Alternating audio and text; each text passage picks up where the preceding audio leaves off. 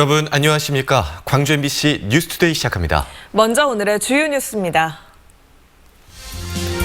고 조비오 신부에 대한 사자 명예훼손 혐의로 유죄를 선고받은 전두환이 항소심 첫 재판에 출석조차 하지 않았습니다. 이런 전두환의 태도에 국민의힘 초선 의원들조차 사과를 촉구하고 나섰습니다. 오는 7월 시행되는 자치경찰제를 준비하기 위한 광주시 자치경찰위원회가 출범했습니다. 국가행정사무였던 경찰도 지방자치 시대를 맞게 됐지만 기대와 우려가 공존하고 있습니다. 7번째 여자 프로배구단을 새로 창단한 페퍼저축은행이 광주를 연고지로 결정했습니다. 교사와 학생들의 확진이 잇따르면서 광주 수원지구 일대 18개 중고등학교에서 시행되고 있는 원격 수업이 14일까지 연장됐습니다. 고 조비오 신부에 대한 사자 명예훼손 혐의로 기소된 전두환, 1심에서 유죄를 선고받았었죠. 전두환은 억울하다며 항소를 했는데 정작 항소심 첫 재판에는 참석조차 하지 않았습니다. 형사소송법 규정을 자의적으로 해석해서 참석하지 않았는데 사법부까지 무시하고 있다는 비판이 나오고 있습니다. 우종훈 기자가 취재했습니다. 5.18 당시 헬기 사격을 목격했다고 증언한 고 조비오 신부를 파렴치한 거짓말쟁이라고 비난했던 전두환. 헬기 사격을 인정한 1심 판결에 따라 사자 명예훼손 혐의가 인정돼 징역 8개월, 집행유예 2년을 선고받았습니다. 전두환은 사실을 인정할 수 없다며 항소했지만 정작 첫 재판에는 출석조차 하지 않았습니다. 정당한 사유 없이 재판에 나오지 않으면 피고인 진술 없이 판결할 수 있다는 형소법 규정을 근거로 들어 굳이 법정에 출석하지 않아도 된다는 이유를 들었습니다. 법률에서 출석 의무가 완화가 됐기 때문에 그 규정을 그대로 피고인에게 유리하게 해석해서 활용하겠다는 그런 계획을 가지고 있습니다. 하지만 재판부는 법리를 자의적으로 해석했다며 받아들이지 않았습니다. 형사소송법상 피고인의 성명과 연령 등을 확인하는 인정신문을 반드시 거쳐야 하기 때문입니다. 전두환의 아전 인수격 법 해석에 5월 단체와 고 조비오 신부의 유족들은 분노했습니다. 자기들이 항소해놓고도 이 재판에 불출석한다는 건 이건 이 재판과 광주에 대해서 정말로 우롱하는. 전두환 불출석으로 연기된 재판은 오는 24일 오후 2시 광주지법에서 열립니다. 전두환이 예고대로 다음 재판에도 출석하지 않을 경우 재판부가 어떤 결정을 내릴지 주목됩니다. MBC 뉴스 우종훈입니다. 이런 전두환의 태도에 국민의힘 초선 의원들조차 사죄를 촉구했습니다. 국민의힘 초선 국회의원들은 광주 정신을 이어받아 국민 통합에 앞장서겠다는 다짐도 내놨습니다. 이어서 윤근수 기자입니다. 국민의힘 초선 국회의원들은 5.18 역사의 현장을 차례차례 들렀습니다. 최후의 항전에 있었던 옛 전남도청, 민주성회가 열렸던 도청 앞 분수대, 그리고 5월 영령들이 잠들어 있는 국립 5.18 묘지까지. 초선 의원들은 전두환 신군부에 맞선 5월 광주의 희생이 한국 민주주의의 상징이라며 이는 역사적으로 부인할 수 없는 사실이라고 했습니다. 그러면서 항소심 첫 재판에 나오지 않은 전두환에 대해서는 사죄를 요구했습니다. 지금이라도 전두환 전 대통령은 법정에 출석해서 당시의 진실을 명명백백하게 밝히고 광주 시민과 역사에 사죄함으로써 국민 통합과 화합에 조금이나마 이바지할 수 있기를 바랍니다. 자신들은 광주 정신을 이어받아 통합과 화합에 앞장서고 기회가 있을 때마다 광주를 찾겠다고도 다짐했습니다. 광주 시민들에게 국민의힘의 변화와 또 쇄신의 의지를 직접 좀 보여드리고자 이렇게 왔습니다. 앞으로 계속될 것입니다. 하지만 초선이라는 한계 때문에 방문과 경청, 전달 외에 무슨 일을 얼마나 더 할 수 있을지는 미지수입니다. 솔직히 말씀드려서 낯선 곳이니까요. 여러분들의 말씀을 많이 듣고 가겠습니다. 그리고 반드시 전달하겠습니다. 그나마라도 없었던 때에 비하면 진일보한 것으로 봐야겠지만 국민의힘의 뿌리가 전두환의 민정당이라는 한계를 뛰어넘지 못한다면 대선을 앞둔 이벤트로 평가절하될 수 있습니다. MBC 뉴스 윤근수입니다. 오늘 출근길도 맑은 하늘을 마주하긴 어렵겠습니다. 날이 흐린 가운데 전남 북부를 중심으로는 비도 내리고 있습니다. 오늘 오전 8시 무렵까지 전남 북부에 5mm 미만의 비가 지나겠고요. 그 밖의 지역에서도 산발적인 빗방울이 떨어지는 곳이 있겠습니다. 오늘과 내일 바람이 강하게 불겠습니다. 특히 해안 지역을 중심으로 초속 8에서 13m, 최대 순간 풍속은 초속 17m 안팎의 강풍이 불겠는데요. 요즘 대기가 건조해서 화재 발생 가능성이 높은 가운데 이렇게 바람이 강하게 불면 대형 화재로 번질 위험이 높습니다. 더 주의하셔야겠습니다. 기온은 어제보다 1, 2도가량 더 높은 가운데 포근한 날씨 예상됩니다. 광주의 아침 기온 17도 안팎으로 시작했고요. 한낮 기온 24도 안팎으로 예상됩니다. 날씨 정보였습니다. 오는 7월 자치경찰제 시행을 앞두고 광주시 자치경찰위원회가 출범했습니다. 각 지역의 상황에 맞게 치안을 유지하는 경찰의 지방자치화가 이루어지는 건데요. 자치경찰에 대한 기대와 함께 우려의 목소리도 나오고 있습니다. 송정근 기자의 보도입니다. 하나, 둘, 셋! 네, 큰박수 부탁드립니다. 광주시 자치경찰위원회가 현판식을 진행하고 본격적인 업무에 들어갔습니다. 대한민국 경찰 역사 75년 만에 경찰행정도 자치분권 시대를 맞이했습니다. 자치경찰제는 국가에 집중돼 있던 경찰권을 분산시켜 여성 청소년과 교통, 생활안전 등 지역 밀착 서비스를 하도록 하고 그 권한과 책임을 자치단체장에 두는 제도입니다. 지역 특성에 맞게 지역민이 원하는 치안 서비스를 제공받을 수 있게 된 겁니다. 관계기관이 협업하여 아동과 여성 등 사회능력자와 주민보호에 특화된 정책을 펼친다면 광주광역시를 넘어 대한민국 치안 수준이 한 단계 업그레이드될 것으로. 자치경찰제의 핵심은 자치경찰위원회입니다. 위원회는 우선 시도경찰청장을 지휘 감독하고 경찰의 주요 정책을 심의 의결하는 등 독립적으로 업무를 수행합니다. 특히 자치경찰 인사와 예산 업무도 하고 감찰과 징계 요구도 할 수 있어 자치경찰제의 키를 쥐고 있습니다.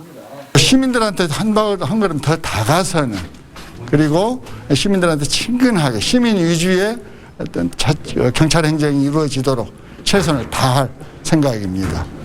자치경찰에 막강한 영향력을 행사할 수 있다 보니 자치경찰위원회 추천 과정에서 불공정 논란과 편향성 논란 등이 제기되기도 했습니다. 또 국가경찰과 자치경찰이 중복되는 임무가 많아 업무 분장에 있어 논란이 제기될 가능성이 있고, 특히 자치경찰의 대부분의 업무를 수행하는 지구대와 파출소 직원은 자치경찰위원회가 아닌 시도경찰청장이 인사권을 가지고 있어 향후 혼란이 예상되고 있습니다. 그래서 이 법 자체가 아주 지금 애매하게 지금 시행되고 있어서 그런 이제 전문성 관련된 논란이 있을 수 있다는 이야기죠. 이 좀 어려운 이야기입니다, 이 이야기가. 기대와 우려가 공존하고 있는 자치경찰제. 결국 얼마나 지역민을 위한 경찰로 거듭나냐가 제도 성공의 성패를 가늠할 수 있을 것으로 보입니다. MBC 뉴스 송정근입니다. 어린이 보호구역에서의 주정차 위반 과태료가 오늘부터 오릅니다. 광주시는 어린이 보호구역에서의 교통사고 예방과 시민 교통의식을 강화하기 위해 오늘부터 스쿨존에서의 주정차 위반 과태료를 인상한다고 밝혔습니다. 불법 주정차 때 승용차는 과태료가 8만 원에서 12만 원으로, 승합차는 9만 원에서 13만 원으로 각각 4만 원씩 오릅니다. 이용석 광주시장이 5.18 지방공휴일에 동참해달라고 시민들에게 호소했습니다. 이 시장은 5월 18일만큼은 광주 시민 모두가 한마음 한뜻으로 5월의 아픔을 되새기고 5.18의 숭고한 정신을 기리자는 취지에서 지난해 지방공휴일로 지정했다며 민간 부문에서도 그 취지에 동참해달라고 요청했습니다. 또 5월 18일부터 27일까지 5.18 추모 기간에는 조기를 개항해 5월 영령들의 넋을 기려달라고 당부했습니다. 광주 지역에서 학교와 학생 또 교사에 이 코로나19 확진이 잇따르면서 일부 학교의 원격 수업 기간이 연장됐습니다. 광주시에 따르면 성덕고등학교 인근 2개 학교에서 고3 학생과 교사가 각각 추가로 확진되면서 두 학교 학생과 교직원들이 코로나19 전수검사를 받았습니다. 또 광주 남구의 한 초등학교에서도 확진자 가족의 접촉자로 분류된 초등학생 1명이 양성 판정을 받았습니다. 시교육청은 이에 따라 오늘까지 원격 수업을 진행하기로 한 수안지구 인근 89개 학교의 가운데 18개 중고등학교에 대해서는 오는 14일까지 원격 수업을 연장했습니다. 전라남도가 사회적 거리두기 시범 개편안을 2주 연장합니다. 전라남도는 여수시와 고흥군을 제외한 도내 20개 시군의 코로나19 감염 확산세가 비교적 안정적으로 유지되고 있다고 보고 지난 3일부터 시행한 시범 개편안을 오는 23일까지 2주 더 연장하기로 했습니다. 현재 도내 20개 시군에서 시행하고 있는 시범 개편안은 사적 모임 제한 인원을 6명으로 늘리고 대규모 행사 모임도 300명 이하로 확대하는 등 사회적 거리두기 규제 완화 조치를 주요 내용으로 하고 있습니다. 국가보안법 폐지 전남도민행동은 어제 전남도 의회 앞에서 기자회견을 열고 일제 치안유지법을 토대로 만든 국가보안법을 폐지하는 것은 촛불 혁명의 요구라며 폐지를 촉구했습니다. 또 지난 1992년 유엔을 시작으로 국제사회와 국가인권위원회에서도 수차례 폐지를 강력 권고했다며 국가보안법 위반 혐의로 8년째 복역 중인 이석기 전 의원을 석방해야 한다고 주장했습니다. 일본의 전 국립대학교 교수가 대법원 판결 이행을 거부하고 있는 미쓰비시 중공업에 대해 사죄와 배상을 촉구했습니다. 나야 마사히로 전 국립 아이치 교육대학교 교수는 지난달 미쓰비시 측에 편지를 보내 한국 고등학생의 상당수는 교과서를 통해 일본의 양심 세력이 있다는 사실과 함께 미쓰비시 중공업이 파렴치한 전범 기업이라는 것을 역사 시간에 배우고 있다고 지적했습니다. 그러면서 미쓰비시 중공업과 같은 기업이 존재한다는 것이 일본인으로서 부끄럽다며 잘못했으니 사죄하라고 강조했습니다.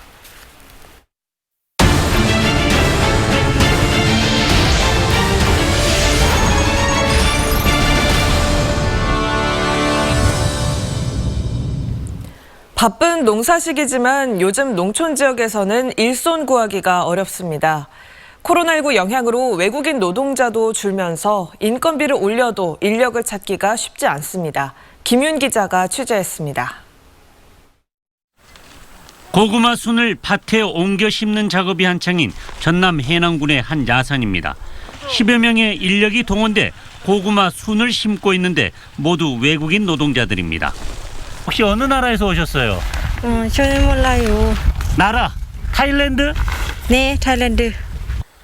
외국인 노동자들의 일당은 지난해 8만 원 선보다 60% 이상 뛴 13만 원이 넘습니다. 인건비도 크게 올랐지만 그나마 인력도 구하기 힘든 데다 앞으로 모내기와 마늘, 양파, 보리 수확도 걱정입니다. 사람 일손이 부족한 관계로 인건비 상승과 일을 하는 그런 부분도 2, 3년 전에 비해서 많이 떨어지고 있어요. 지자체가 자원봉사 등 지원에 나서고 있지만 부족한 인력을 채우기엔 한계가 있습니다. 외국인 근로자들에 대한 부분을 융통성 있게 좀 해줬으면 하는 바람이 있습니다. 이런 데다 고구마 연작 피해가 일부 농가에서 나타나면서 애써 가꾼 고구마를 제대로 수확할 수 없다는 우려까지 나오고 있습니다. 하우스 안에서 너무나 정순대를 지금 현재 오랫동안 생산했거든요. 지금 바이러스라든가 그런 덩쿨 조금백이라든가 그런 것들이 직접 되어가지고 포존으로 나옵니다. 코로나로 인한 외국인 노동자 인력난에 인건비 상승, 연작 피해가 이어지면서 본격적인 영농철에 접어든 농가에 3중, 4중고가 이어지고 있습니다. MBC 뉴스 김윤입니다.